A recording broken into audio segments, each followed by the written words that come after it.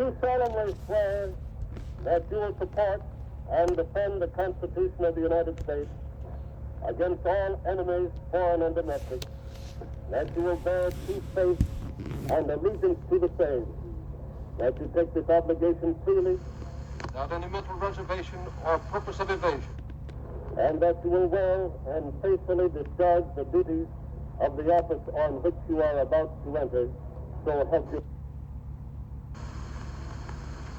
A short time ago, an American airplane dropped one bomb on Hiroshima and destroyed its usefulness to the enemy. That bomb has more power than 20,000 tons of TNT. The Japanese began the war from the air at Pearl Harbor. They have been repaid many-fold, and the end is not yet. With this bomb, we have now added a new and revolutionary increase in destruction to supplement the growing power of our armed forces. In their present form, these bombs are now in production, and even more powerful forms are in development. It is an atomic bomb. It is a harnessing of the basic power of the universe. The force from which the sun draws his power has been loosed against those who brought war to the Far East. Now, with regard to the truce, when I was in Korea and in Japan, I felt very optimistic that notwithstanding the haggling and the wrangling, largely attributed to our opponents, that there would be a truce signed. I still feel optimistic about it, although there is still haggling and still wrangling. But I still feel that our negotiators have exhibited patience and tolerance and forbearance with the dilatory tactics of those with whom they are compelled to negotiate. And that notwithstanding all this, there will be a truce signed.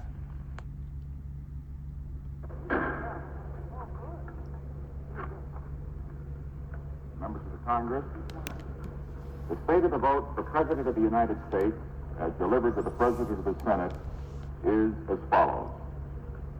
The whole number of electors appointed to vote for President of the United States is 537, of which a majority is 269. John F. Kennedy of the state of Massachusetts has received for President of the United States 303 votes. Richard M. Nixon of the state of California has received 219 votes. Mr. Speaker, since this is somewhat an unprecedented situation, I would like to ask permission to impose upon the time of the members of this Congress to make a statement which is somewhat unprecedented. This is the first time in 100 years that a candidate for the presidency announced the result of an election in which he was defeated and announced the victory of his opponent.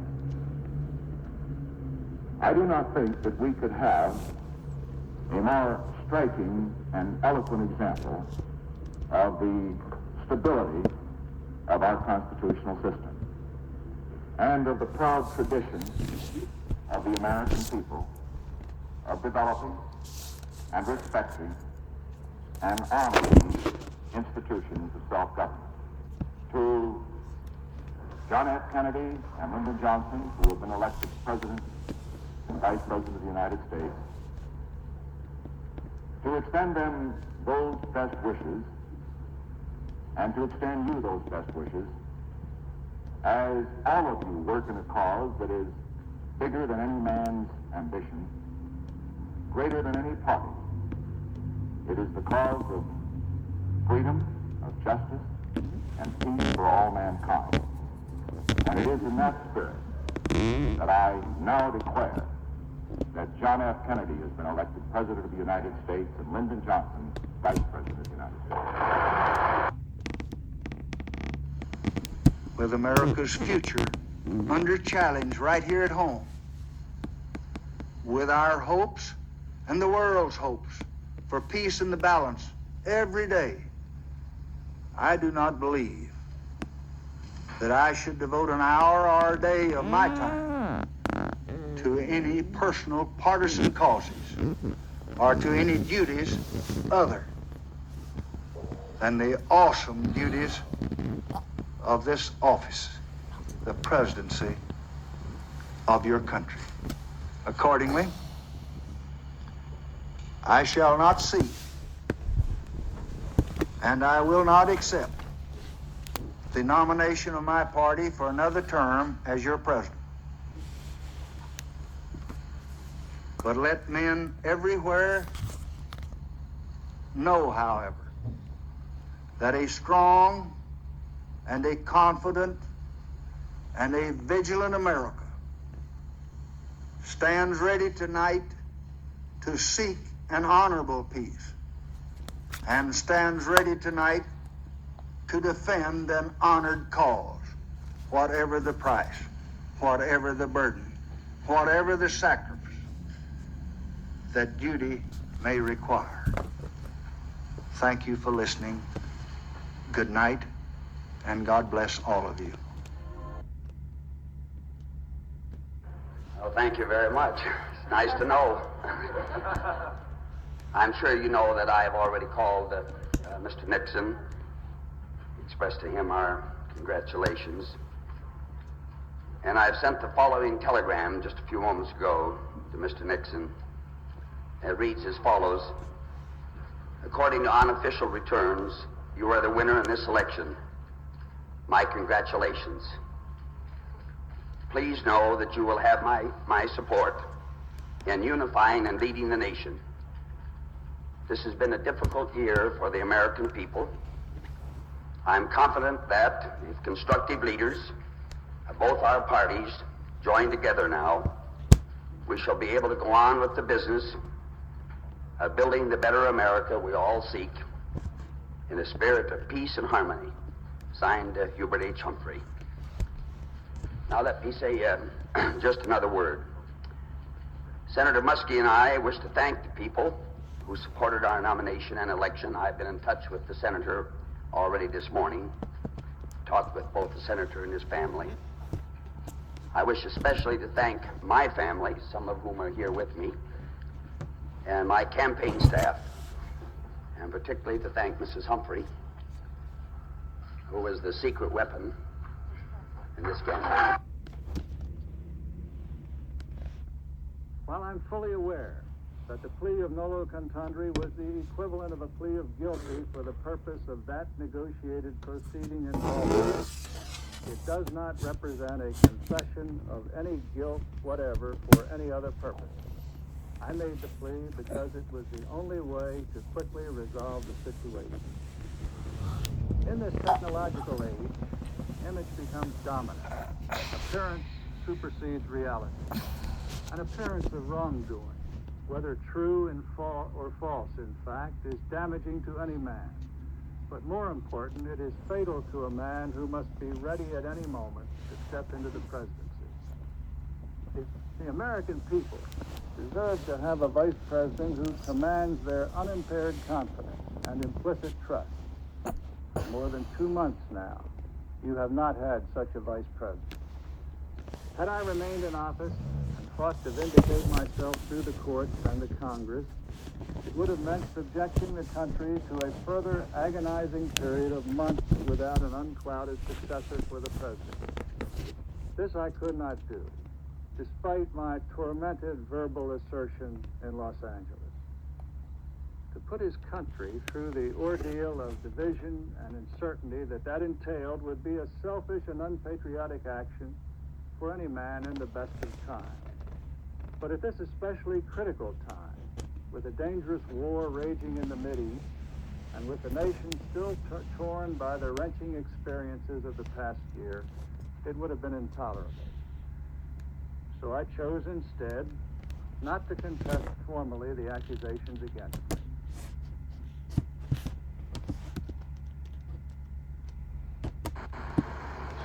Mr. President, Mr. Speaker, Mr. Chief Justice, Mr. President Pro Tempore, distinguished guests, and friends. Together, we have made history here today. For the first time, we have carried out the commands of the 25th Amendment.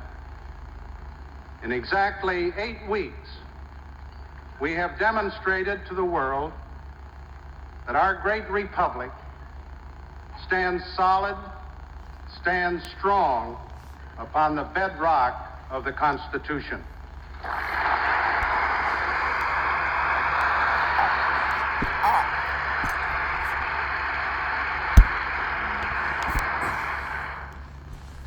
I'm a Ford, not a Lincoln.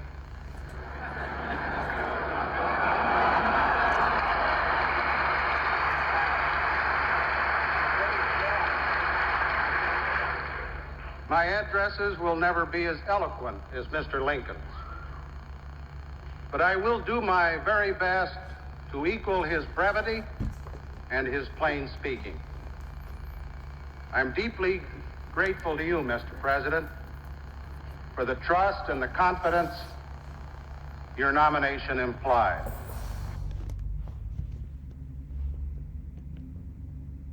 Raise your right hand and repeat after me. I, Nelson Aldrich Rockefeller, I, Nelson Aldrich Rockefeller, do solemnly swear do solemnly swear that I will support and defend that I will support and defend the Constitution of the United States the Constitution of the United States against all enemies, foreign and domestic, against all enemies, foreign and domestic, that I will bear true faith and allegiance to the same, that I will bear true faith and allegiance to the same, that I take this obligation freely, that I take this obligation freely, without any mental reservation or purpose of evasion, without any mental reservation or purpose of evasion, and that I will well and faithfully discharge and that I will well and faithfully discharge the duties of the office on which I am about to enter. So help me God. So help me God. The state of the vote for President of the United States is as follows. The whole number of electors appointed to vote for the President of the United States is 538, of which a majority is 270. Ronald Reagan of the state of California has received for President of the United States 489 votes.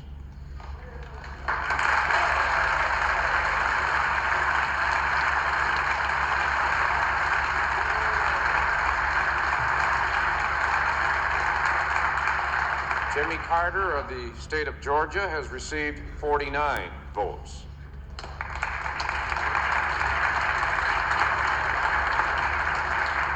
The state of the vote for Vice President of the United States is as follows. The whole number of electors appointed to vote for Vice President of the United States is 538, of which a majority is 270.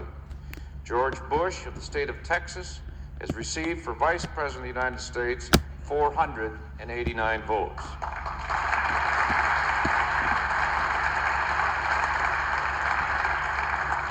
Walter F. Mondale of the state of Minnesota has received 49 votes.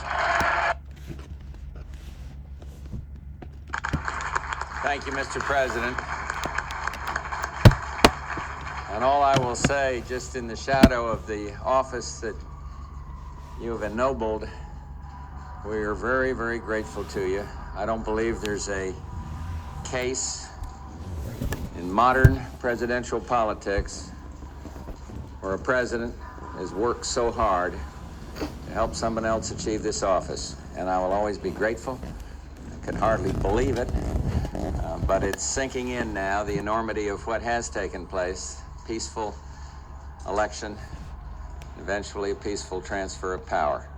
And I just think for all the Bush family, and I expect I speak for Marilyn and Dan on this one, we are grateful to you and to Nancy for going that extra mile. And I really believe that the results would have been entirely different if we hadn't had this loyal, steadfast campaign support, and I know they would, if I hadn't learned from a giant the good things about the United States of America. Thank you, sir.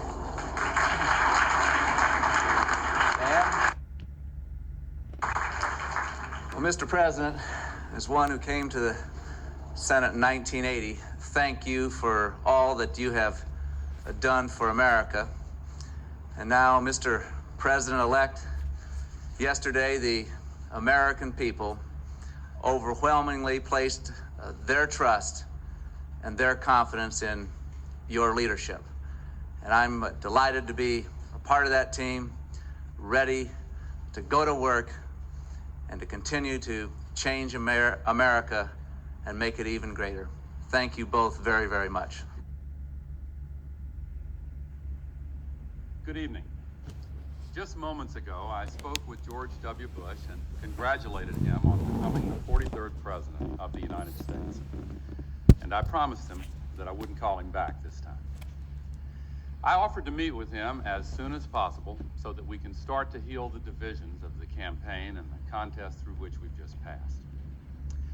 Almost a century and a half ago, Senator Stephen Douglas told Abraham Lincoln, who had just defeated him for the presidency, "Partisan feeling must yield to patriotism." I'm with you, Mr. President, and God bless you. Well, in that same spirit, I say to President-elect Bush that what remains of partisan rancor must now be put aside, and may God bless his stewardship of this country. Neither he nor I anticipated this long and difficult road. Certainly neither of us wanted it to happen. Yet it came, and now it has ended, resolved as it must be resolved through the honored institutions of our democracy. Over the library of one of our great law schools is inscribed the motto, "Not under man, but under God and law." That's the ruling principle of American freedom, the source of our democratic liberties. I've tried to make it my guide throughout this contest, as it has guided America's deliberations of all the complex issues of the past 5 weeks. Now the U.S. Supreme Court has spoken. Let there be no doubt, while I strongly disagree with the court's decision, I accept it. I accept the finality of this outcome, which will be ratified next Monday in the Electoral College. And tonight, for the sake of our unity as a people and the strength of our democracy, I offer my concession.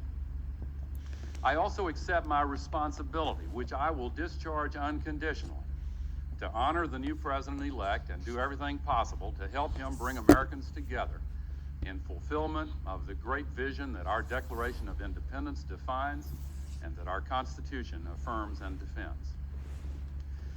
Let me say how grateful I am to all those who supported me and supported the cause for which we have fought. Tipper and I feel a deep gratitude to Joe and Hadassah Lieberman, who brought passion and high purpose to our partnership and opened new doors, not just for our campaign, but for our country. This has been an extraordinary election, but in one of God's unforeseen paths, this belatedly broken impasse can point us all to a new common ground, for its very closeness can serve to remind us that we are one people with a shared history and a shared destiny. Indeed, that history gives us many examples of contests as hotly debated, as fiercely fought, with their own challenges to the popular will. Other disputes have dragged on for weeks before reaching resolution, and each time both the victor and the vanquished have accepted the result peacefully and in a spirit of reconciliation. So let it be with us.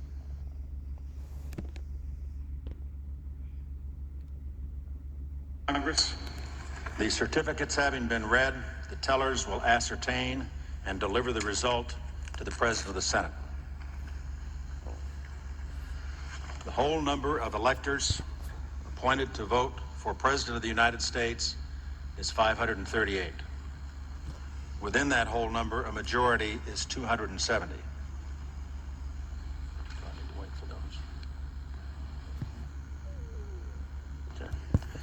The votes for President of the United States are as follows. George W. Bush of the state of Texas has received 286 votes. John F. Kerry of the Commonwealth of Massachusetts has received 251 votes. John Edwards of the state of North Carolina has received 1 vote. The whole number of electors appointed to vote for Vice President of the United States is 538. Within that whole number, a majority is 270. The votes for Vice President of the United States are as follows. Dick Cheney of the state of Wyoming has received 286 votes. John Edwards of the state of North Carolina has received 252 votes.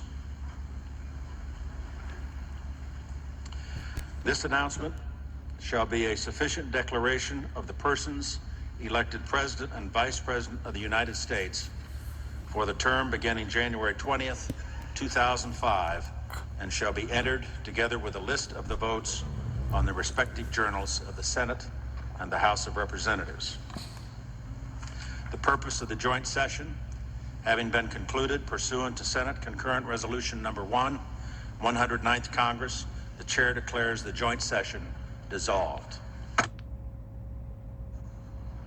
My fellow Americans, I'm speaking to you tonight from behind the resolute desk in the Oval Office. In this sacred space, I'm surrounded by portraits of extraordinary American presidents.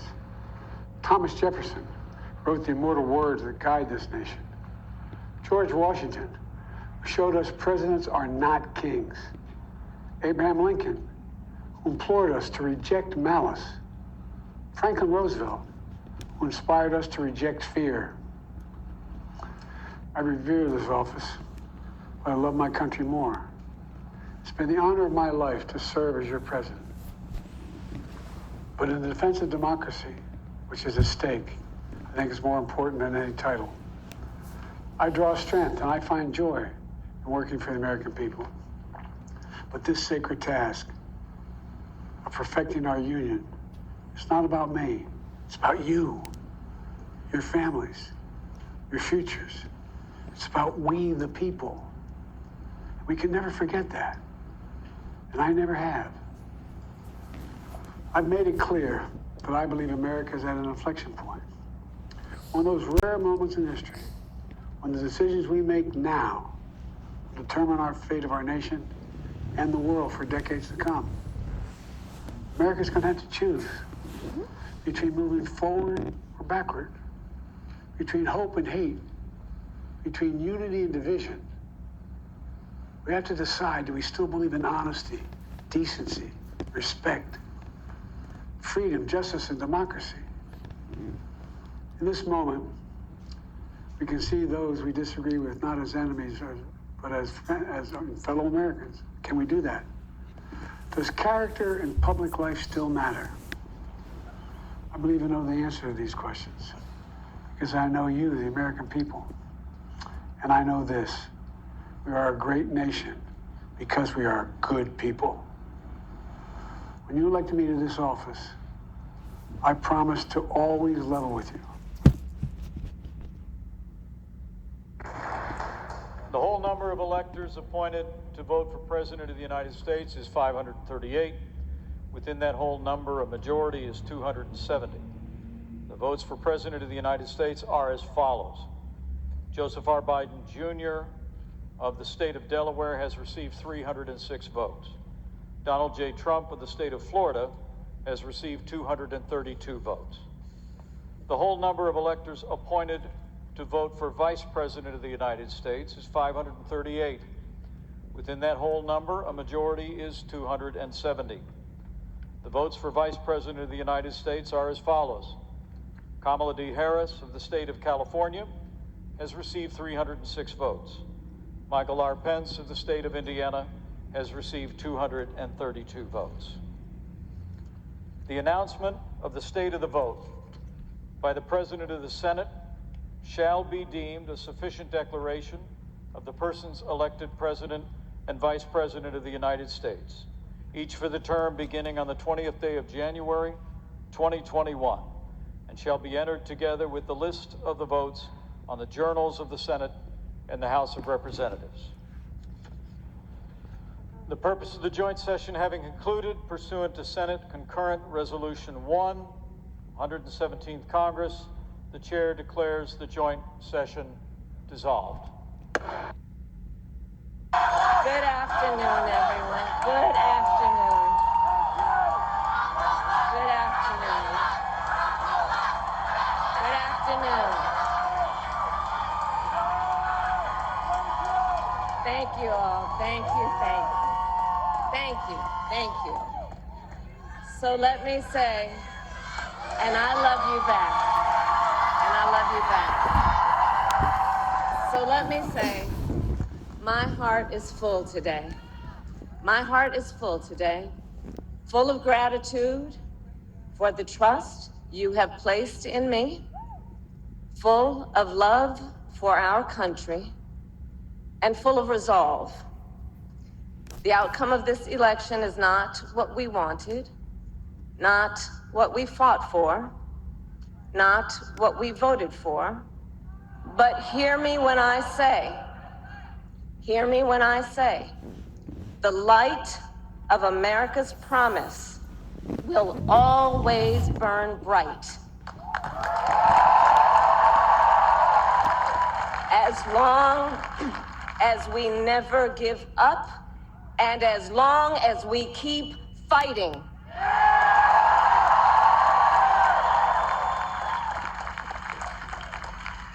To my beloved Doug and our family, I love you so very much. To President Biden and Dr. Biden, thank you for your faith and support. To Governor Walz and the Walz family, I know your service to our nation will continue. And to my extraordinary team, to the volunteers who gave so much of themselves, to the poll workers and the local election officials, I thank you all.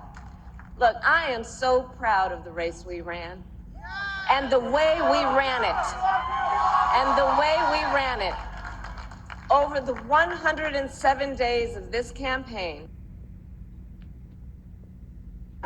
Well, Mr. President, I appreciate you allowing me to join you on this incredible journey. I thank you for the trust that you placed in me. And I think that we just witnessed the greatest political comeback in the history of the United States of America.